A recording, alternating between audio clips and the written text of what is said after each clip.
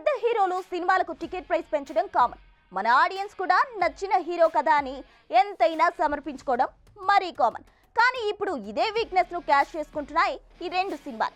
August 14న బరిలోకి దిగబోతున్న ఈ రెండు సినిమాలు వాళ్ళ సొంత స్టేట్స్లలో కాకుండా కేవలం తెలుగు స్టేట్స్లోనే రేట్లు పెంచేశాయి. దీంతో మేమంటే మరీ అంత లోకువా అంటూ ఫైర్ అవుతున్నారట తెలుగు మూవీ లవర్స్.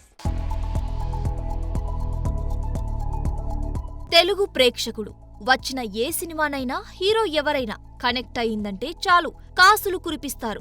అలా ఎగబడి చూస్తున్నారు కదా అని దోచేసుకుందాం అంటూ రేట్లని భారీగా పెంచేస్తున్నాయట కూలీ వార్ 2 సినిమాలు. వార్ 2లో తారక్ ఉండొచ్చు, కూలీలో రజనీ ఉండొచ్చు.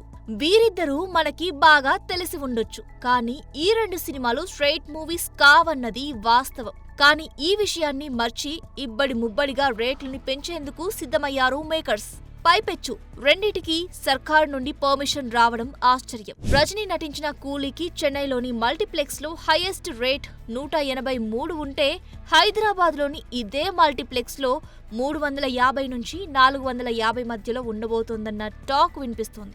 ఒక్క కూలీకి మాత్రమే కాదు, వార్ 2కి కూడా దాదాపు ఇవే ధరలు ఉండనుండడం ఆడియన్స్ కి పెద్ద షాకే.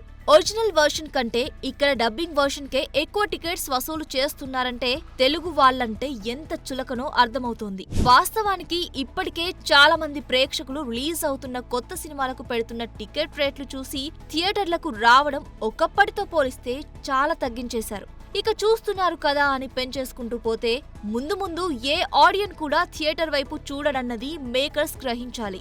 అలా కాదని మేము 40-50 కోట్లు పెట్టాం కాబట్టి వచ్చే ప్రేక్షకుడిని ముక్కుపిండి మొదటి 3 రోజుల్లోనే అంతా వసూలు చేస్తామంటే థియేటర్ సిస్టమ్ చచ్చిపోతుందన్నది వాస్తవం. For more videos like this, subscribe Big TV channel.